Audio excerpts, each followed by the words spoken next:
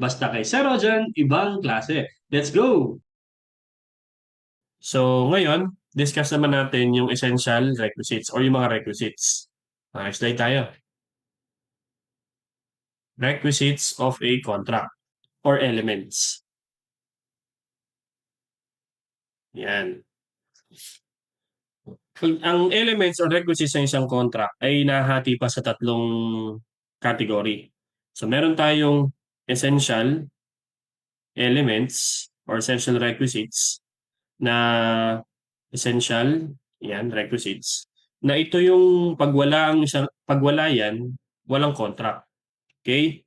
Without this, no contract. Invalid or void ng isang contract. Okay? So, una, consent. Yan. Pag sinabing consent, ito yung willingness mo na sumang-ayon ka sa isang kasunduan. Okay? So, yun, consent of contracting parties.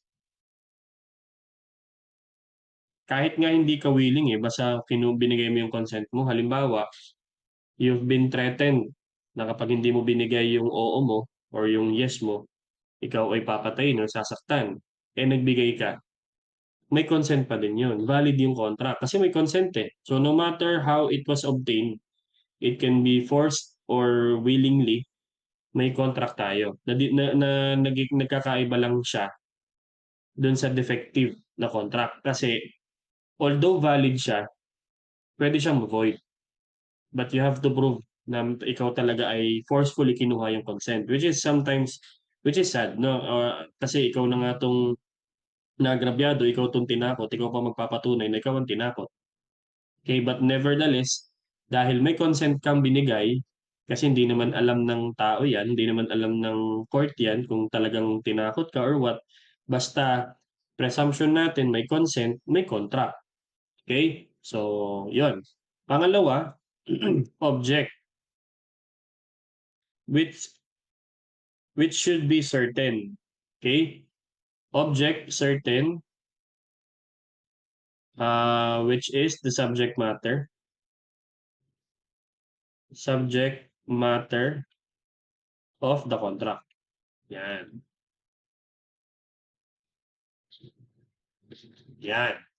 So ngayon, pag wala naman yung object ng contract ninyo, edi wala kayong pinag-uusapan, wala kayong contract. Okay? Yan. Pangatlo, bibiling ko yung buwan. 'Di ba? Hindi mo naman kayang bilhin yung buwan. Yung buwan ay yung object ng contract. So, dahil hindi impossible 'yon, hindi siya certain, so wala kayong object, therefore wala kayong contract. Okay? Pangatlo, yung cause. Cause which must be established. Which must be established. Okay?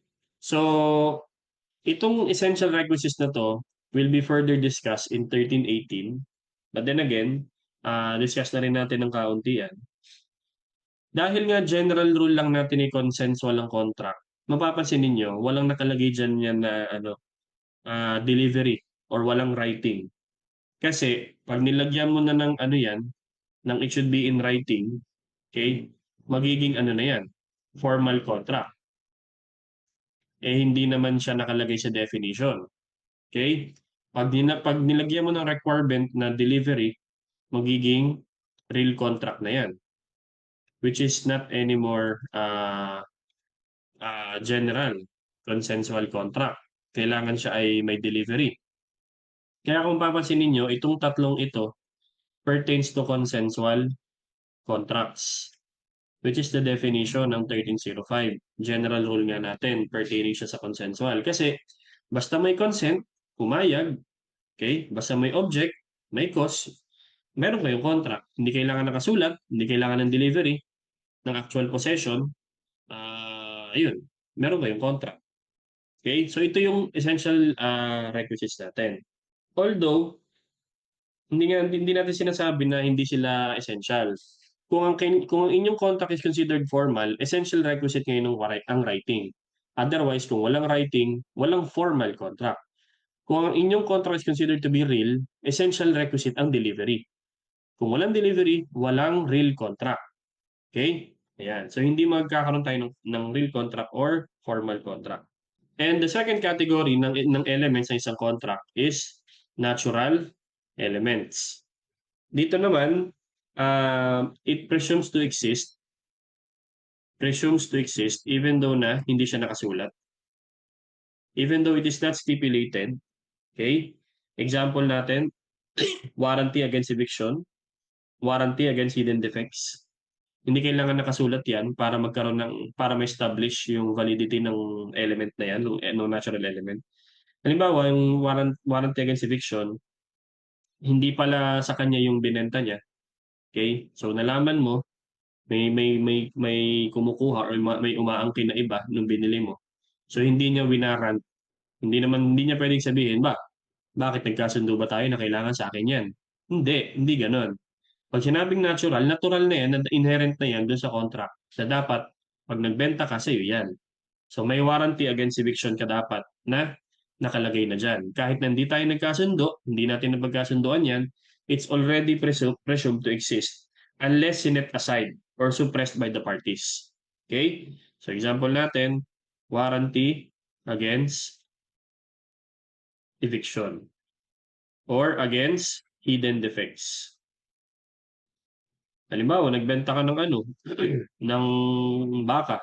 Yung baka may cancer. Makikita mo ba yun? Hindi, di ba? So, alam mo dapat na yung binebenta mo, may sakit. So, winawarranty mo dapat na walang hidden defects yan. Malusog dapat yung baka. Kita ko ba yan ng isang tingin? Di ba? Hindi naman. So, dapat, sinisigurado mo na walang hidden defects yung binebenta mo. Okay? So, this is discussed further in 1547. Okay?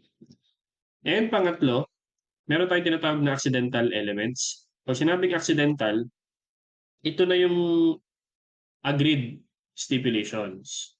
Ito na yung kailangan yung isulat para magkaroon, para ma-consider na merong kasunduan. So, this refer to the particular stipulations that may be agreed upon by the parties.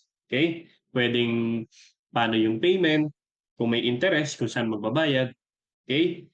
Yan. So, depende na siya ng pagkasunduan ninyo. Kailangan naka-state yan or kailangan na pagkasunduan para ma-consider na meron kayong stipulation. Okay? Unlike sa natural element, it doesn't need to be agreed because the law established this. It presumes to exist unless set aside. Itong accidental, baliktad, kailangan na pagkasunduan nyo talaga. May interest ba? Meron bang... Kasi pag walang interest, ang presumption, walang interest.